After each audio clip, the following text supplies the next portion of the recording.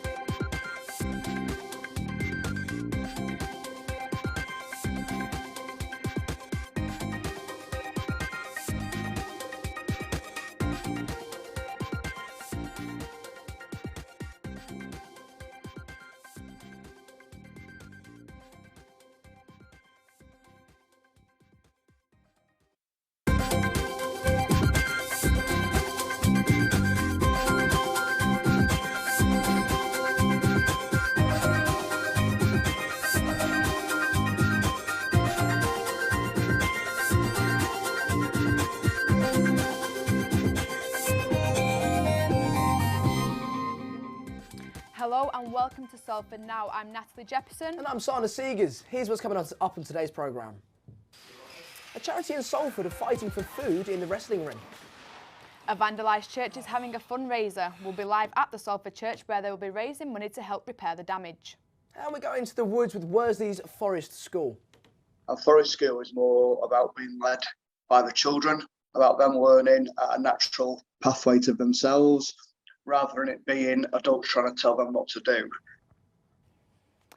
First, the government's early handling of the coronavirus pandemic was one of the worst public health failures in the UK history. That's according to a report by MPs. The report also says delays in lockdown cost thousands of lives. Our reporter Stan Tompkinson is here. Stan, what else does the report say? Well, the MPs from two select committees have released a report today which has been very damning towards the government's response of the pandemic. Now, it says that it was the worst failure in public health ever. Now, the publication, which was called Coronavirus Lessons Learned Today, says that the government's delay in handling the pandemic has cost thousands of lives. However, it also highlights the successes as well, saying that the vaccine rollout has been one of the most successful in British history. The report seems quite vocal about local authorities. What's been the reaction in Salford? So in Salford over the pandemic, it's been quite hard to actually nail down the specific number of deaths, but I can still say that yesterday, sadly, 2 people did die of the virus. Now, Barbara Keeley, the MP for Worsley and South Eccles, has said that ministers should apologise for the tens of thousands unnecessary deaths. With hindsight, we can all make different decisions. We can all do things differently. I think under the circumstances, I think they did as well as they could do. Now that was Conservative councillor Robin Garrido for Worsley and Westwood Park. Now, obviously, he is following the party line there, and that is what most of the party have been saying, including Jeremy Hunt, the former health minister. Now, Andy Burnham has been very, very vocal today as well, saying that Tier 3 and the use of local lockdowns was very damaging and actually caused a lot of economic harm. Now, he also said that he doesn't want to see any more local lockdowns as they don't work. And this comes after Trafford has become the UK's new hotspot for COVID, with over 833 cases per 100,000. Stan, thank you for joining us. Thank you very much. Our Salford Wrestling Club, Pinfall Wrestling, is holding a charity match to fight food poverty. They've named the event Fight for Food, which will take place at the end of the month. Their aim is to collect enough It's not every day you... enough donations to help reduce hunger in Salford. Tia Shelley finds out more. It's not every day you'd match an issue as serious as food poverty with wrestling. However, with the past 2 years being ripped away from us with COVID, food poverty has been at its highest, and these wrestlers are here to make a difference. Nick is the manager of Pinfall Wrestling Salford, and he's decided it's time to take a stand. Pinfall's been in operation now for just under 7 years. We were originally called Wrestle Pro, and in the last 2 years we rebranded and became Pinfall. I'm the manager of the actual centre itself, so I've seen, in regards to the people we generally work for, some of the stuff that they've been going through, and we decided the best thing to do as we come back would probably be to do something for charity, something that would actually be for the local area. Yeah, and how comes you chose food poverty? Again, we saw an increase in demand for things such as food items, also things like baby items and stuff like that since COVID. When the lockdowns first happened, we had like a small food bank based here at the centre, and demand increased week upon week to the point where now we're offering a breakfast club and a lunch club throughout the week. So it just seemed right. We've tackled food poverty in this area now for just over 8 years, and we're at a point where it's highest than we've ever seen. Food poverty is when one is unable to acquire or consume the correct amount of food for a nutritious diet. In early February, Salford City Council backed the Right to Food campaign, which aims to make good food a legal right for Salford citizens. But we as the public can do so much more. Doing stuff like this, spreading awareness of food poverty, you know, even if it just brings it to people's attention and how they can get involved, whether it's doing something like this or just donating to local food banks more than anything. Steve West and Vengeance are two of the wrestlers participating in Food Fight. They're here to tell you why it's important to throw events like these. What does food poverty mean personally to you? It means to me a struggle, how people will work endlessly to try and put enough food on the tables for the families, and yet it's never enough. It's great when these charities come along and just want to help these people out, even if it's just to put on a show for them. It's just to get them to forget about their struggles and just to give them a good time. Food poverty is a massive issue, and even though it's not even going to scratch the surface, it's something, and I'd rather be doing something than nothing. I live here, so the better we can make this place, it benefits everyone. We can all do more, every single one of us can do more.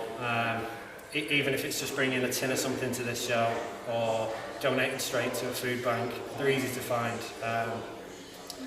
I mean, ultimately it's up to the people in power to do something effective about it, but while they clearly don't care, we need to do something. There's so many people out there that I know that are working endlessly to help their children to get food, and yet it seems like it's never enough. Like, it always seems like people don't have enough money because we're just giving it away. Yeah. So, honestly, for those in charge, it's great what you're doing right now, but we could do a lot more. If you want to do your part in tackling food poverty, book your slot online, come down to Pinfall Wrestling Salford on the 31st of October with some perishables and enjoy the show. A community project in Salford is raising money for equipment for its allotments. The incredible edible project is open for the community to use and enjoy, allowing people to take food grown in exchange for volunteering. Jess Blake finds out more. The first seeds of the new growing season have been planted with the start of a new fundraiser. The organisation is urging everyone to get involved, whether it's donating money or picking up a shovel at the Buell Hill allotments. They're tiny little growing plots, but they've been assigned to different people. There's about 30 plots down there. But also, along the side, there's some incredible edible plots. So that means that people can come in, anybody can come in any time, do a little bit of digging, do a little bit of weeding, maybe help themselves to some vegetables. The fundraiser aims to raise £10,000 by the 13th of November. And after 25% of the goal is reached, the council will match all donations put forward. And really, it needs new materials, you know, and they're working on the grounds, but they need more equipment. They need a proper lawnmower for the paths, and then they've managed to beg things like the bark, but they need more soil and fertilizer and proper organic manure and so on. So there's always things that cost money. QR codes have been created for the Buell Hill Green and Growing project and can be found at the community cafe where the allotments are. It seems the winds of change have hit Salford. Jess Blake, Salford Now. Residents and campaigners are fighting to save a much-loved historic riverside footpath that could soon be closed to the public as a result of development around the New Bailey area of Salford. The deadline for campaigners to submit objections is tonight. Isaac Sheldon has more. This quiet and idyllic path that runs along the River Irwell could soon become a lot busier. Plans submitted to Salford City Council propose a new 16-storey hotel being built in the place of the Raleigh Quays building in the New Bailey development. And that means the riverside footpath could be closed. Fundamentally, I don't think we should be losing public access for private gain. And that's been a bigger issue across Salford and Manchester for a while. This public footpath could be replaced with an alternative permissive route which runs through the development. It won't have a riverside view, and it means that the owners can close the access or limit what you get up to on their land when they like. The developers behind the plans, Legal and General, also own a 50% interest in Salford's Media City, where similar permissive access applies. And it's a perfectly fine path, you know, and people might choose that instead of the river, you know, if the weather's bad or it's dark or they don't want to go down there. But I think that fundamental issue of choice is really important. But campaigners are fighting to save the river route, with the deadline to object to the proposed planning application closing at midnight. Just to be clear, we're not asking people to object to this development per se, and we don't think that the building that's going to be knocked down is particularly attractive or important or anything, you know. But we do feel like their new plans could be modified to allow access to the towpath and the river for everyone. Developers say the current buildings are underwhelming and that the redeveloped site will take advantage of its riverside location. And while the future of the footpath could look very different, it could mean wiping out its past. It once used to be bustling with horses pulling barges of freight down the river to and from Manchester docks. And while horses by the river may be no more, residents and campaigners hope public access is not. Isaac Shelton, Salford Now.